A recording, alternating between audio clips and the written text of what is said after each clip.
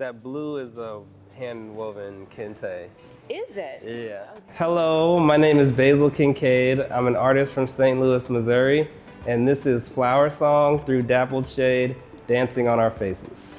When I started looking into my family tree and found that as far back as we could trace, there have been quilt makers in the family.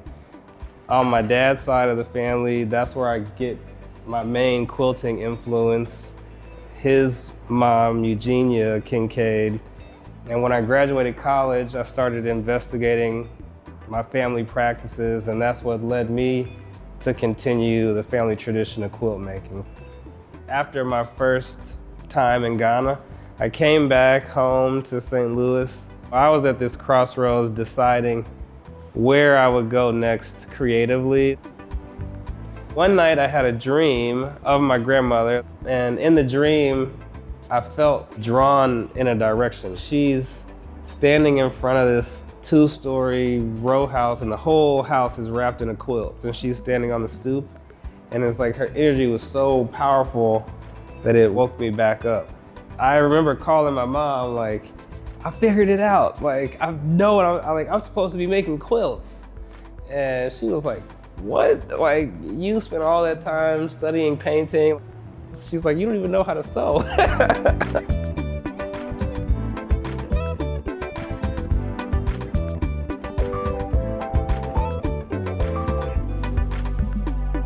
For me, I think the American dream is a lot to do about your personal definition of freedom.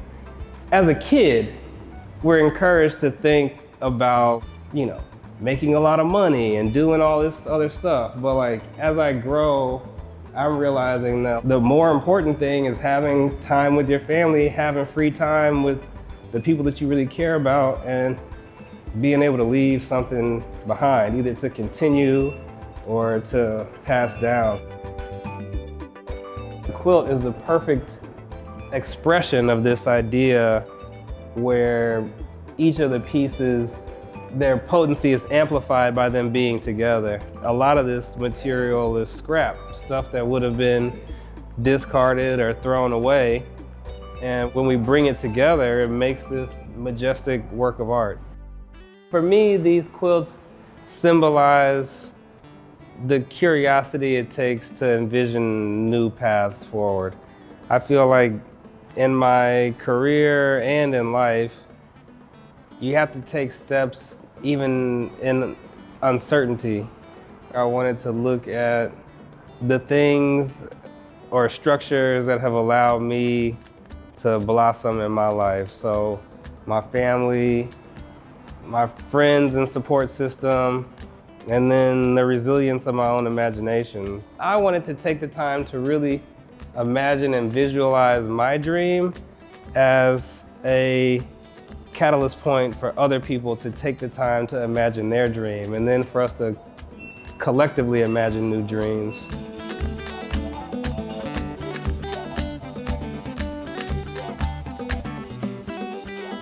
And I love the gold with the colors. So this panel, visually, when you look at it from the bottom up, it starts with like a group of individuals playing a game.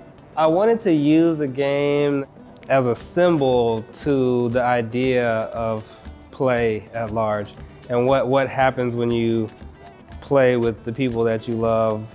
As you rise up, there's like this cloud, and there's this common phrase like every cloud has a silver lining.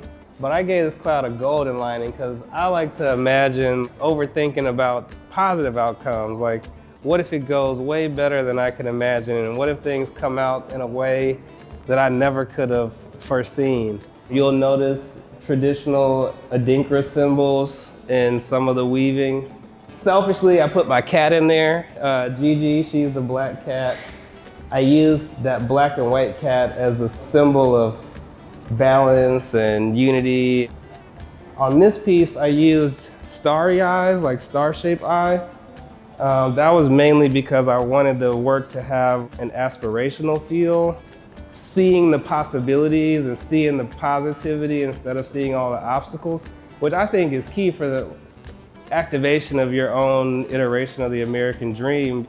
My dream, I guess, is becoming a lot more simple over time. Now I think more about like, family and having a beautiful place to exist, like doing stuff with my parents, like hanging out with my brother. This collective harmony where we each get to be free and experience life.